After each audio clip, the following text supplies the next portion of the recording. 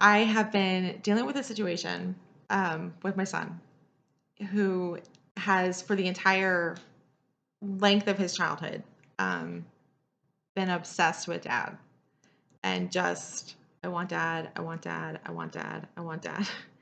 Um, and it just always used to like boggle my mind because, objectively and rationally, dad is, over time has been, he's been getting better, but he's been like an inconsistent parent, and he wasn't reliably present, and when he was present he'd be like constantly irritated, and that, like, when they hang out together, it's like there's a whole lot of fun, and then there's also this like very like irritated dynamic where they're like sniping at each other, and I was just like, I don't, what is like, why why is this happening? um and now dad is with a partner who um is sort of pulling some like evil stepmother shit. It's like, I'm like, buddy, you do not need to be over here. And nothing's risen to the level yet where I can really do anything about it. But I've told him like, hey, you can like, you do not have to stay here for this.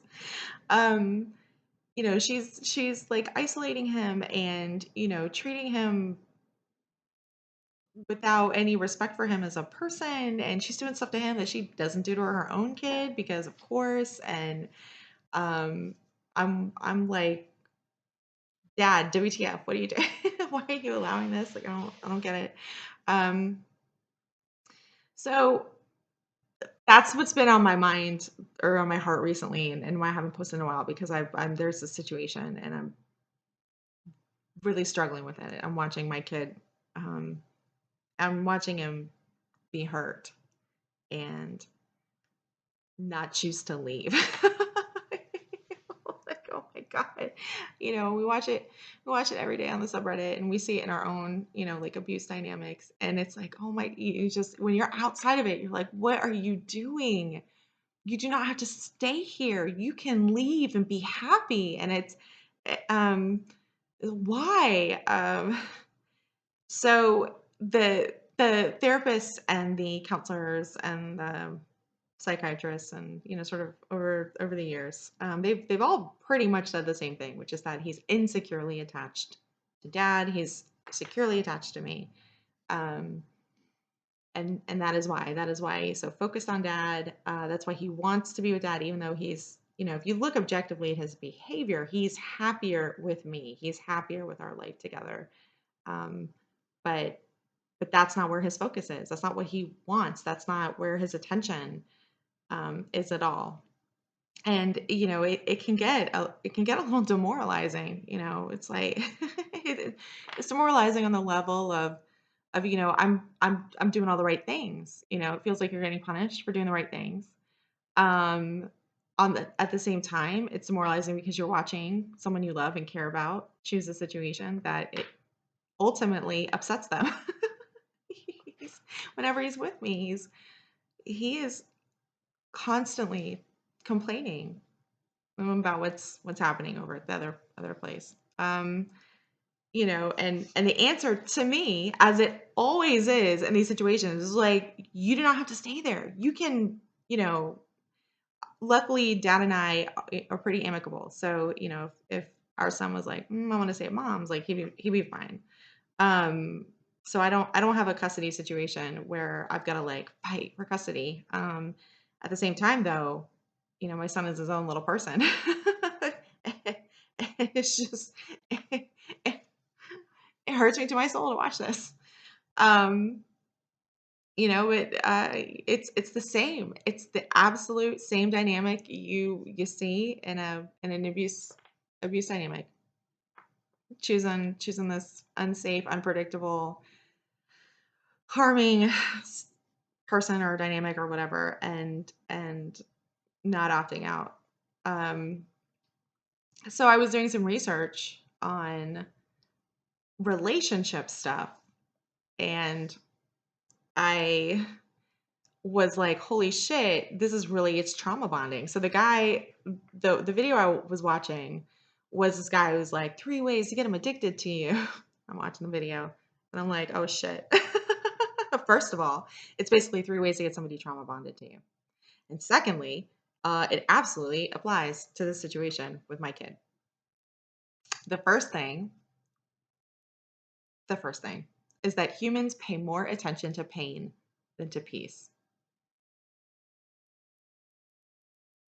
I hate that it's accurate.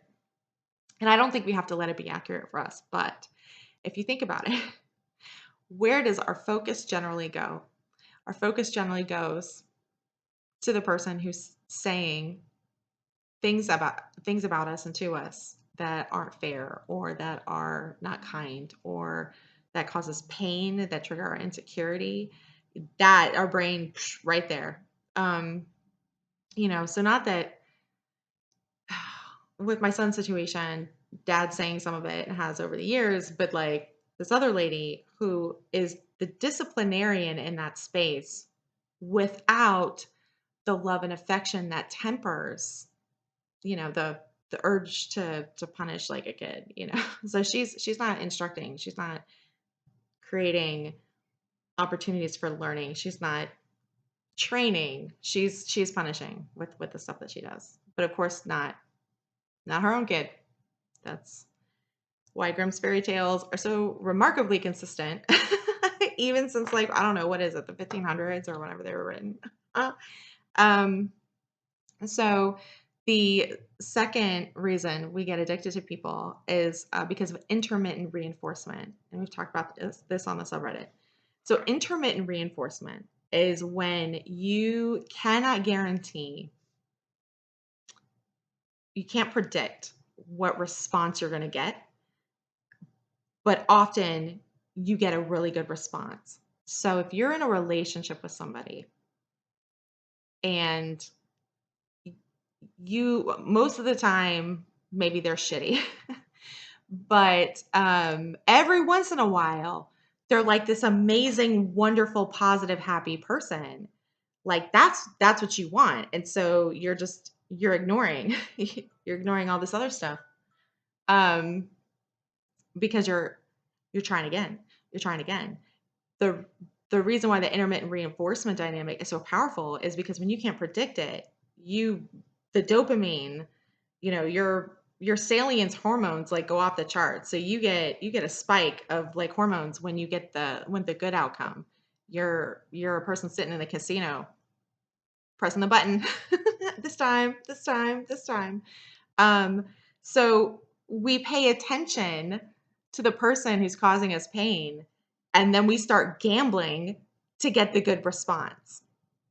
You'll see this in kids. Intermittent reinforcement causes gambling behaviors if you are not consistent in your no, or they can't predict what things you'll say no about under what circumstances, or if you do not, you don't hold your no, if they know that they can like break it sometimes. So it's like, this time, can it still this time? You might yell at them like 9 out of 10 times, and then, which you shouldn't. And then the 10th time you're like, yeah, it's fine. Okay, whatever, we'll do it. Well, so we get fixated on the person who causes us pain, and then we get fixated on getting that person to give us happiness and pleasure. Oh my God. The third reason this someone lives rent free in our head is that they are telling us the truth. So if we are in like our most contentious relationships are the relationships in which we are either telling each other the truth, like in a not constructive way, but in a way to win, let's say, or to demoralize or undermine or sabotage. So we're telling each other the truth, and or it's what we're saying is maybe the truth, like we believe to be the truth.